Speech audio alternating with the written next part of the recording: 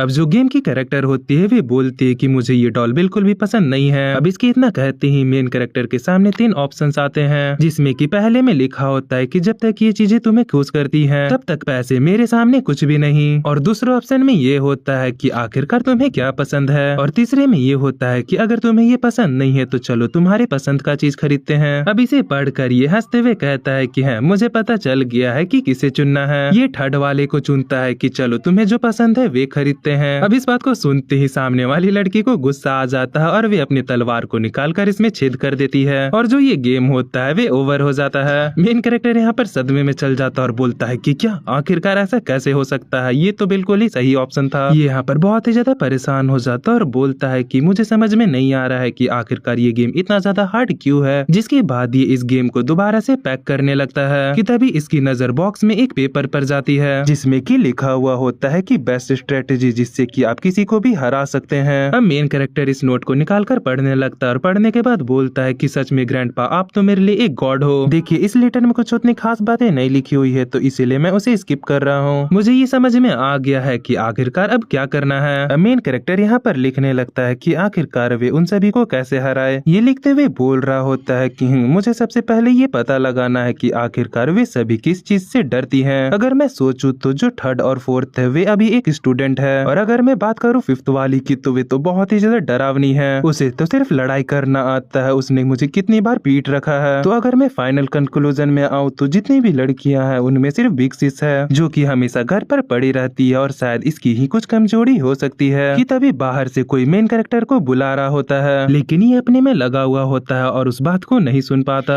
ये कहता है कि हाँ मुझे सबसे पहले इसी की ही कमजोरी का पता लगाना होगा कि तभी फिर से वे लड़की चिल्लाते हुए कहती है कि हे तुम्हें सुनाई नहीं दे रहा है, जल्दी से बाहर आओ। और इस बार मेन कैरेक्टर भी उसकी आवाज सुन लेता है। ये भागते हुए अपने कमरे से बाहर निकलता और बोलता है कि हाँ मैं आ रहा हूँ और भागते हुए इसके कमरे के बाहर आ जाता और बोलता है कि क्या हुआ बिग सिस। कि तभी मिंग लियन लियान बोलती है कि है जल्दी से अंदर आ जाओ। मेन कैरेक्टर भी दरवाजे को खोलकर धीरे धीरे कर अंदर घुस जाता है। ये चारों तरफ देखते हुए बोलता है कि ये क्या, यहाँ पर तो सिर्फ कपड़े फैले हुए हैं, आखिरकार ये अब मुझसे क्या करवाना चाहती है। कि तभी सामने से मिंगलियन कहती है कि वे मैं अपना बाथिंग टॉवल लाना भूल गई थी, तो क्या तुम मुझे मेरा टॉवल दे सकते हो, जो कि मेरे सामने वाले ड्रेसिंग टेबल में पड़ी हुई है। अभी से मेन कैरेक्टर यहाँ पर बहुत ही ज्यादा चिढ़ जाता है और बोलता है कि इतनी सुबह सुबह तुम्हें नहाने की क्या ही जरूरत थी। तो इस पर ये बाहर निकलते हुए कहते हैं क्योंकि आज दिन भर हम दोनों अकेले रहने वाले हैं। अब उसे ऐसा देखकर ये बहुत ही ज्यादा शर्मा जाता है और तुरंत ही जाकर उसके दरवाजे को बंद कर देता है और गुस्से में जाते हुए कहता है कि ठीक है मैं अभी तुम्हारे टॉवल को लाकर देता हूँ। जिसके बाद ये जाकर उस टॉवल को ढूंढने लगता है और ढूंढते हुए बोल रहा होता है कि आखिरकार इसकी परेशानी क्या है। ये यहाँ पर कपड़े ढूंढ ही रहा होता है कि तभी इसकी नजर टेबल पर रखे डायरी पर जाती है और उस डायरी पर लिखा हुआ होता है ब्लड फोबिया ट्रीटमेंट। अब इसे देखकर ये यहाँ पर सोचने लगता है कि आखिरकार ये यहाँ पर क्या कर रहा है। क्या ऐसा हो सकता है कि जो हमारी बिग सिस है उसे ब्लड से डर लगता है। कि तभी वे खुद ही इसके पीछे आ जाती है और बोलती है कि है आखिरकार तुम्हें इतना ज्यादा समय क्यों लग रहा है। अब इसकी आवाज सुनकर मेन कैरेक्टर बहुत ही ज्यादा घबरा जाता है और घबरा कर पीछे गिर जाता है और अपनी आंखों को झपकते हुए कहता है कि है आखिरकार तुम ऐसे ही बाहर क्यों आ गई। तो इस पर ये कहती है क्योंकि तुम बहुत ही ज्यादा देर लगा रहे थे, तो इसीलिए मैंने कल जो टॉवल को यूज किया था उसे ही दोबारा यूज कर लिया। जिसके बाद ये मेन कैरेक्टर को दीवार से लगाते हुए कहती है कि अब बताओ तुम्हें क्या सजा दिया जाए, जो कि तुमने सिर्फ एक टॉवल को ढूंढने में इतना ज्यादा समय लगाया। अब इससे मेन कैरेक्टर बहुत ही ज्यादा घबरा जाता है और बोलता है कि प्लीज मुझे माफ कर दो, पर आखिरकार तुम ये क्या कर रही हो। मैं पहले ही बता दूं मेरे साथ कुछ ऐसा वैसा मत करना। अब इस बात को सुनते ही ये अपने टॉवल को खोलते हुए कहती है क्योंकि बस मैं तुम्हें चाहती हूँ, और इतना कहकर ये अपने ऊपर वाले टॉवल को गिरा देती है। अभी से मेन कैरेक्टर पता नहीं क्यों पर बहुत ही तेजी से चिल्लाता है, पर तभी हम सामने देखते हैं जहाँ उसने अंदर से भी कपड़े पहने हुए होते हैं। ये बोलती है कि आखिरकार तुम क्या सोच रहे हो, चलो मेरे साथ एरोबिक्स प्रैक्टिस करने। ये यहाँ पर शॉक्ड होते हुए बोलता है कि क्या एरोबिक्स। ये बोलती है कि हाँ तुम्हें मेरे साथ ये प्रैक्टिस करने के लिए चलना होगा, क्योंकि लास्ट टाइम जब मैं अकेले में इसे प्रैक्टिस करने के लिए गई थी तो मुझे बहुत ही ज्यादा परेशानियों का सामना करना पड़ा था, तो इसीलिए इस बार मैं तुम्हारे साथ प्रैक्टिस करूंगी जिससे कि मुझे परेशानियों का सामना नहीं करना पड़ेगा। जब तुम भी इसे प्रैक्टिस करोगे तो मैं तुम्हें देखकर अपनी सारी गलतियों का पता लगा लूंगी। तो मेन कैरेक्टर इसकी बात सुनकर कहता है कि क्या मैं यहाँ पर मना कर सकता हूँ। अब इस बात को सुनते ही ये डरावने अंदाज में कहती है कि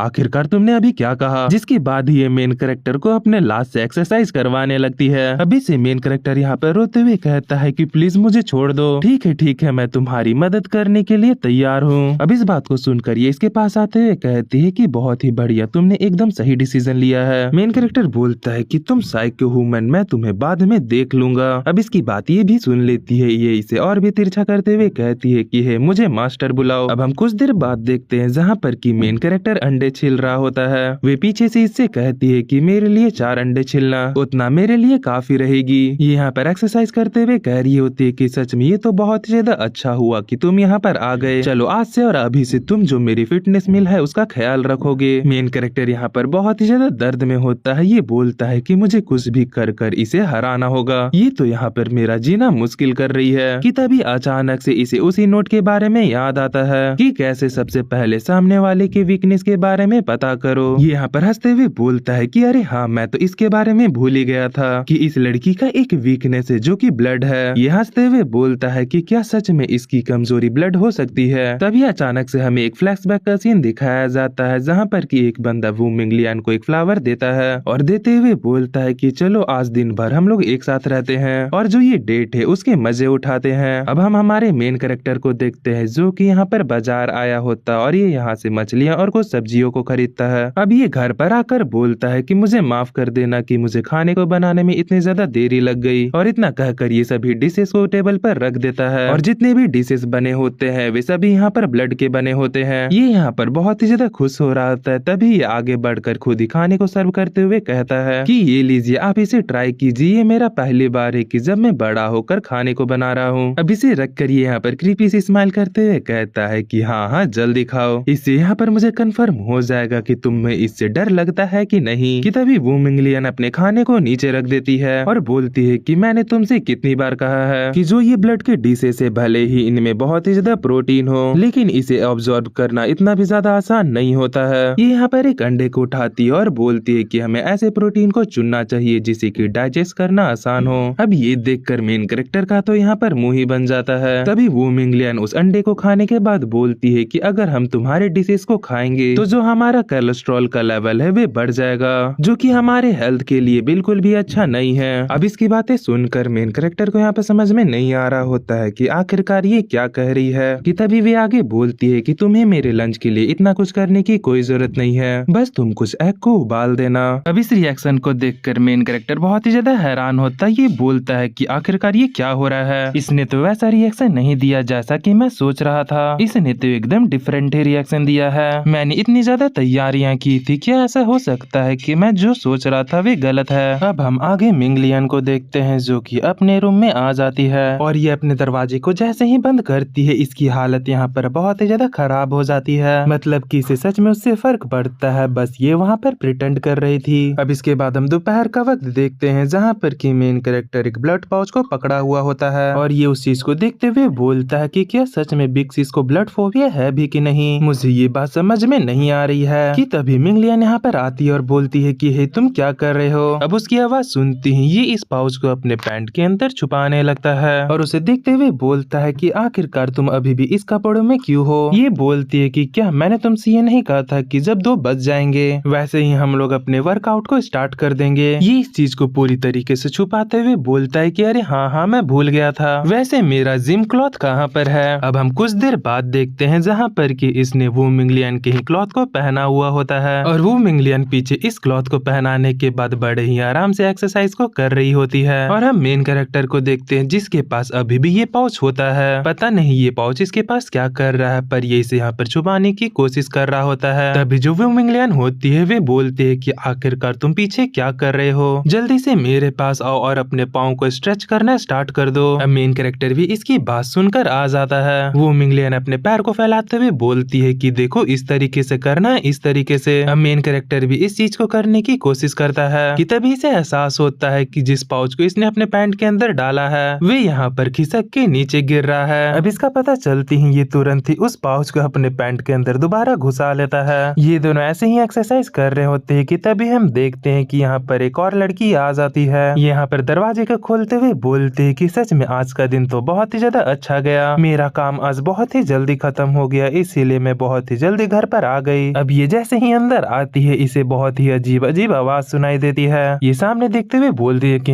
आखिरकार क्या हो रहा है। हम दूसरी तरफ देखते हैं जहाँ पर ये दोनों अभी भी योगा कर रहे होते हैं। वो मिंगलियन कहती है कि हमने कल जो पोज को ट्राई किया था आज हम फिर से उसे ट्राई करेंगे और यहाँ पर एक पोज करते हुए बोलती है कि देखो तुम्हें भी बिल्कुल ऐसा ही करना है। मेन कैरेक्टर बैठते हुए बोलता है कि आखिरकार मुझे ये चीज वापस क्यों करना पड़ रहा है। ये जैसे ही इसे ट्राई करने लगता है कि जो भी पाउच होता है वे दोबारा से गिरने लगता है। ये बोलता है कि नहीं और ये तुरंत ही उसे अंदर कर लेता है। कि तभी वो मिंगलियन भी इसे देख लेती है और बोलती है कि हे आखिरकार तुम ये क्या कर रहे हो, मैंने क्या कल तुम्हें सिखाया नहीं था कि इसे कैसे करना है। ये इसके पास आते हुए बोलती है कि क्या तुम उस चीज को भूल चुके हो या फिर तुम ये चाहते हो कि मैं उस चीज को तुम्हें फिर से सिखाऊं। जिसके बाद ये इसकी मदद करने लगती है। मेन कैरेक्टर बोलता है कि नहीं रुक जाओ, लेकिन ये नहीं रुकती और इसे जोर से दाब देती है जिससे कि मेन कैरेक्टर का पैर यहाँ पर मुड़ जाता है। अब इसकी वजह से जो वे पाउच होता है वे भी यहाँ पर फट जाता है जिससे कि जितना भी ब्लड होता है वे यहाँ पर फैल जाता है। अब इस चीज को जैसे ही वो मिंगलियन देखती है ये बहुत ही ज्यादा घबरा जाती है और फिर ये यहाँ पर बहुत ही जोर जोर से चिल्लाने लगती है। जिसके बाद हमें फिर से उसी पास्ट का सीन दिखाया जाता है जहाँ पर कि ये जिसके साथ घूमने गई थी उसने इसको बहुत ही ज्यादा काट दिया होता है और तभी ये यहाँ पर चिल्लाते हुए यहीं पर बेहोश हो जाती है। अब इस आवाज को सुनकर जो वे दूसरी लड़की होती है वे भी यहाँ पर आ जाती है और आती ही बोलती है कि बिग सिस आखिरकार क्या हुआ। ये देखती है कि जो इसकी बिग सिस होती है वे यहाँ पर बेहोश होकर गिर चुकी है।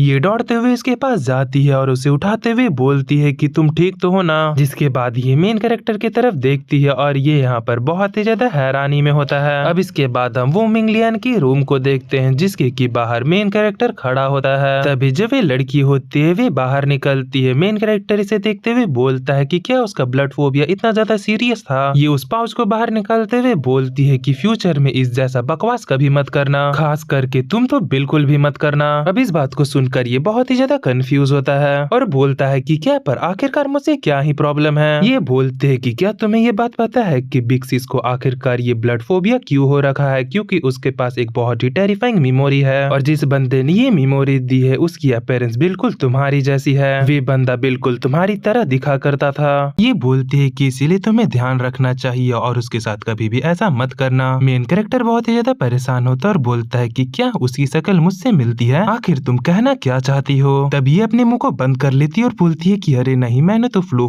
में कुछ ज्यादा ही बता दिया। पर मेन कैरेक्टर यहाँ पर पूरी तरीके से कंफ्यूज होता है। तभी ये अपने इस बात को कवर करने के लिए मेन कैरेक्टर को एक जोरदार पंच मार देती है और मारते ही बोलती है कि मैंने भी जो भी कहा उसके बारे में भूल जाओ, और बोलती है कि बस ये बात इम्पोर्टेंट है कि जिससे कि मेरी बिग सिस प्यार करती थी वे बंदा अंदर से बहुत ही ज्यादा गंदा था, जिसकी वजह से आज मेरी बिग सिस का ऐसी हालत हो गई है। उन्हें हर एक लाल चीज से डर लगता है, भले ही वे लाल कपड़ा ही क्यों ना हो। उनकी हालत बहुत ही ज्यादा खराब हो जाती है। हम देखते हैं कि ये कैसे यहाँ पर डर रही होती है। मेन कैरेक्टर बोलता है कि ओ तो मुझे बस उसे डराने के लिए एक लाल कलर की चीज चाहिए थी, पर आखिरकार वे पिछले बार उन चीजों से क्यों नहीं डरी थी। ये बोलती है कि वे पिछली बार इसलिए नहीं डरी थी क्योंकि वे धीरे धीरे कर ठीक हो रही है, और इस बार वे क्यों डर गई क्योंकि तुमने यहाँ पर हद ही पार कर दी। तुमने जो काम किया है उसे देखकर तो कोई भी डर जाता। तभी ये यहाँ पर हाथ जोड़कर माफी मांगने लगता है और बोलता है कि मुझे माफ कर दो, मैं दोबारा से ऐसी चीजें कभी नहीं करूंगा। बस तुम मुझे उस बंदे के बारे में बता दो ना जिसके बारे में तुम अभी मुझे कह रही थी, जो कि बिल्कुल मेरे जैसा दिखता है। अब इस बात को सुनकर ये इसके पास जाती है, फिर इसके मुंह को खींचते हुए बोलती है कि तुम्हें उस बात को जानने की कोई भी जरूरत नहीं है, और क्या ही हो गया, इस दुनिया में बहुत सारे ऐसे लोग हैं जो कि एक जैसे दिखते हैं, और मैंने ये कहा था कि वे बंदा बस तुम्हारे जैसा दिखता है, मतलब कि हल्की फुल्की बस अपीयरेंस तुम्हारी जैसी थी, डिट्टो तुम्हारी जैसा दिखता है, मैंने ये नहीं कहा था। तो इसीलिए तुम्हें इस बारे में ज्यादा नहीं सोचना चाहिए और अपने काम पे ध्यान देना चाहिए। और फिर ये आगे बोलती है कि हमारी बिग सिस तुमसे अच्छे से बिहेव करती है, तो शायद ऐसा हो सकता है कि वे जब भी तुम्हें देखती है तो वे जिस बंदे को पसंद किया करती थी वे तुम्हारे अंदर उसे महसूस करती है। मेन कैरेक्टर बोलता है कि ठीक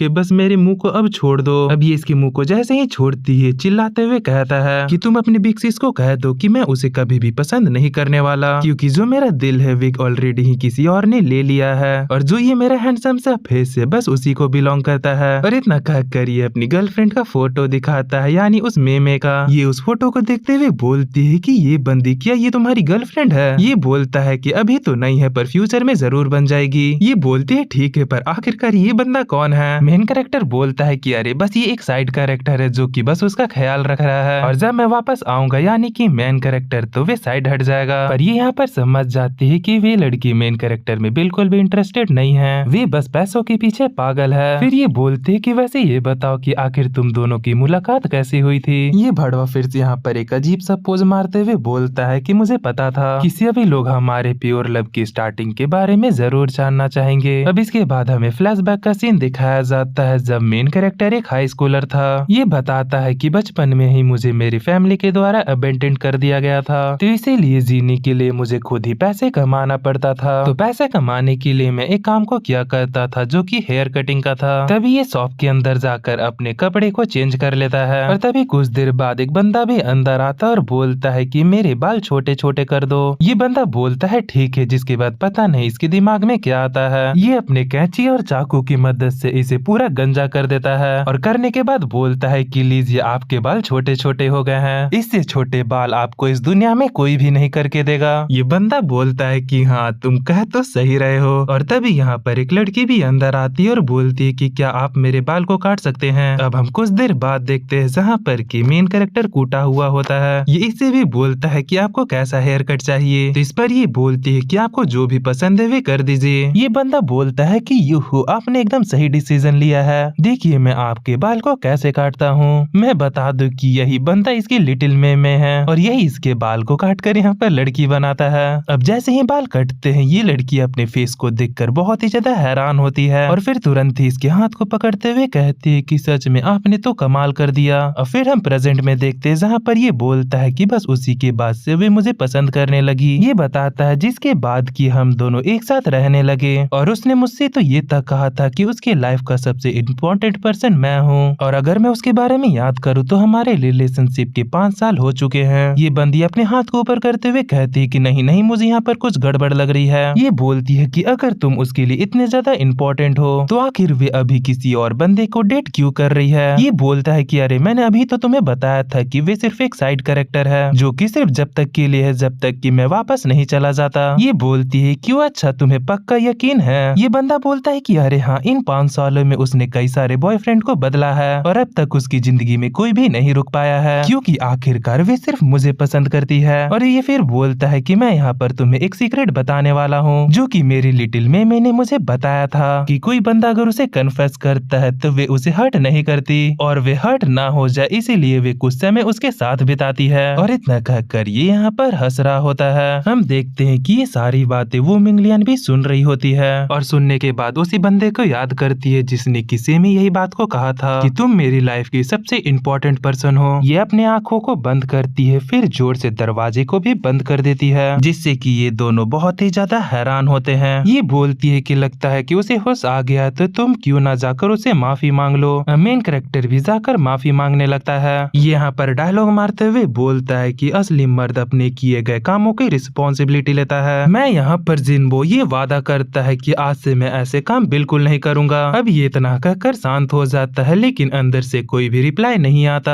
ये पीछे मुड़ते हुए बोलता है कि अरे ये तो कुछ भी नहीं कह रही है। ये बोलती है तो इसमें मैं क्या करूँ, पर तभी अंदर से आवाज आती है कि मैं तुम्हें माफ कर सकती हूँ, पर उससे पहले तुम्हें मेरे लिए कुछ कामों को करना होगा। मेन कैरेक्टर बोलता है कि क्या क्या करना है। ये बोलती है कि मैं यहाँ पर तुम्हें 2 ऑप्शन दे रही हूँ, पहला कि तुम मेरे सामने घुटनों पे आओ और बोलो कि इसमें सब तुम्हारी गलती थी, और दूसरा ऑप्शन ये है कि तुम अपना रिलेशनशिप उस बंदी लिटिल में से खत्म कर लो। अब इस बात को सुनते ही ये यहाँ पर बहुत ही ज्यादा हैरान हो जाता है और ये यहाँ पर बहुत ही ज्यादा गुस्सा हो जाता है और यहाँ से जाते हुए कहता है कि आखिर किसे ही फर्क पड़ता है तुम्हारी माफी से, और ये यहाँ पर गुस्से में निकल जाता है। ये यहाँ पर अपने कमरे में घुसते हुए बोलता है कि तुम अपने सपने में ही सोचो ये सब। अब ये सारी चीजें ये बंदी चुपचाप देख रही होती है और हम वो मिंगलियन को देखते हैं जो कि इससे बहुत ही ज्यादा गुस्सा होती है। और वहीं पर ये लड़की ये सब देखकर अपने मन में बोलती है कि लगता है कि वो मिंगलियन को ये पसंद आ गया है। इसके बाद हम मेन कैरेक्टर को देखते हैं जो कि अभी भी बहुत ही ज्यादा गुस्से में होता है। ये गुस्से में बोलता है कि आखिर उसे क्या लगता है कि वे कौन है, कि तभी इसके फोन में एक मैसेज आता है। हम उस मैसेज को देखते हैं जिसे कि इसकी लिटिल में ने भेजा होता है, जिसमें कि वे कह रही होती है कि मैंने अपने बॉयफ्रेंड से ब्रेकअप कर लिया और मैं इस वक्त बहुत ही ज्यादा उदास हूँ, तो तुम क्या आकर मुझे कंफर्ट कर सकते हो। अब इस मैसेज को पढ़ते ही ये यहाँ पर बहुत ही ज्यादा खुश हो जाता है। अब हम बाहर उसी लड़की को देखते हैं जो कि बोलती है कि चलो आखिरकार ये सब शांत हुआ, कि उतने में मेन कैरेक्टर पागलों की तरह चिल्लाते हुए बाहर आता है और फिर तुरंत ही जाकर उसे अपने मोबाइल को दिखाते हुए बोलता है कि देखो इसे, मैंने कहा था ना कि मेरी लिटिल में सिर्फ मुझे पसंद करती है, देखो इसने उस बंदे से ब्रेकअप कर लिया। पर इस मैसेज को देखकर इसे यहाँ पर शक होता है। मेन कैरेक्टर बोलता है कि तुमने देखा जब भी वे उदास होती है तो वे मुझे याद करती है। पर ये यहाँ पर इस मैसेज को ध्यान से देखने लगती है, पर ये भड़वा यहाँ पर कुछ ज्यादा ही खुश हो जाता है। ये बोलता है कि मुझे तो पता ही था कि मेरी लिटिल में सिर्फ मेरी है, क्योंकि जो मेरा चार्म है वे उसके दिल में छप चुका है। और वहीं पर ये बंदी इसकी पागलों जैसी हरकत को देख रही होती है और हम वो मिंगलियन को देखते हैं जो भी इसके बंदर जैसे कारनामों को देख रही होती है। अब हम कुछ देर बाद देखते हैं जहाँ पर कि मेन कैरेक्टर पूरी तरीके से तैयार हो गया था। ये यहाँ पर गुलाब को अपने मुंह में रखते हुए बोलता है कि लिटिल में मैं आ रहा हूँ। अब ये खुशी खुशी जाने के लिए जैसे ही दरवाजे को खोलता है इसका मूड पूरी तरीके से खराब हो जाता है। हम सामने वो मिंगलियन को देखते हैं जो कि इसे बड़े ही डरावनी नजरों से देख रही होती है। ये उसे देखते हुए बोलता है कि आखिर तुम ये क्या कर रही हो, तुमने तो मुझे लगभग मार ही दिया था। पर तभी ये बोलता है कि छोड़ो इससे मुझे क्या, और ये उसे इग्नोर कर जाने लगता है। कि तभी आगे आने के बाद इसके पास इसकी लिटिल में का फोन आता है, जिस फोन को ही उठाते हुए बोलता है कि हेलो लिटिल में मैं आ रहा हूँ, क्या तुम मेरा कॉफी शॉप पर वेट कर रही हो? ठीक है मैं वहीं पर आता हूँ। कि तभी जो वो मिंगलियन होते हुए बोलती है कि हे जरा मेरी बात सुनो, पर मेन कैरेक्टर इसे इग्नोर कर देता और फोन पर बोलता है कि हाँ मैं जल्दी आ रहा हूँ। अब ये यहाँ पर जैसे हल्का आगे बढ़ता है कि तभी जो वो मिंगलियन होते हुए इसके पीछे आ जाती है और गुस्से में कहती है कि हे आज रात का डिनर तुमने रेडी नहीं किया है। मेन कैरेक्टर बोलता है तो क्या हो गया? ये बोलती है कि हे तुम्हें याद है ना तुम्हारा कॉन्ट्रैक्ट, अगर तुम्हें भी यहाँ से जाते हो। कि उतने में मेन कैरेक्टर बोलता है कि मुझे आज के लिए छुट्टी चाहिए, और तो और मैं बता दूं कि मैंने ऑलरेडी ही आज के दिन भर का काम कर दिया है, और अगर मैं बात करूँ कॉन्ट्रैक्ट की तो उसमें साफ साफ लिखा हुआ है कि मैं मंथ में 3 दिनों के लिए छुट्टी ले सकता हूँ। वो मिंगलियन बोलती है ठीक है तुम जा सकते हो, बस इस बात को सुनना ही था। ये यहाँ पर खुशी खुशी निकल लेता है। अब हम बाहर उसी पीले बाल वाली लड़की को देखते हैं जो कि यहाँ पर अंदर आ रही होती है। मेन कैरेक्टर इसे खुशी में कहता है कि सिक्स सिस्टर कैसी हो, पर इस पर ये बोलती है कि फूट लो यहाँ से, और मेन कैरेक्टर भी यहाँ पर फूट लेता है। ये यहाँ पर खुशी में उछलते उछलते निकल लेता है। अब इसकी खुशी को देखकर ये बोलती है कि आखिरकार ये बंदा इतना ज्यादा खुश क्यों है, और तभी अपने बॉडीगार्ड को बोलती है कि है हम ऑलरेडी घर आ चुके हैं, तो तुम दोनों अब यहाँ से जा सकते हो। तभी हम वो मिंगलियन को देखते हैं जो कि दरवाजे पर आकर मुस्कुराती है। अब इसके बाद हम एक रेस्टोरेंट का सीन देखते हैं जहाँ पर की मेन कैरेक्टर आ गया होता है। यहाँ पर अंदर जाते हुए बोलता है कि लिटिल मैम बस मैं यहाँ पर आ गया। ये दरवाजे को खोलकर एकदम कूल अंदाज में बोलता है कि लिटिल मैम मैं आ गया। हम इस लिटिल मैम को देखते हैं जो भी इसे देखती है। मेन कैरेक्टर अपने हाथ को फैलाते हुए बोलता है कि मेरी लिटिल मैम। ये भी यहाँ पर आगे बढ़ते हुए बोलती है कि हाँ मेरे मेन कैरेक्टर, और तभी ये दोनों एक दूसरे को गले लगा लेते हैं। मेन कैरेक्टर इसे गले लगाते हुए बोलता है कि मुझे माफ कर देना कि मैं यहाँ पर आने में थोड़ा लेट हो गया। ये मैं बोलती है कि कोई बात नहीं, मैं जिस बंदे को पसंद करती हूँ उसके लिए इतना तो रुक ही सकती हूँ। तभी मेन कैरेक्टर इसे बोलता है कि मैं तुम्हें एक बात की ये गारंटी दे सकता हूँ कि इस पूरी दुनिया में लौटा मैं एक ही हूँ जो कि तुम्हें समझ सकता है। जिसके बाद ही ये दोनों फिर से यहाँ पर नौटंकी करने लगते हैं।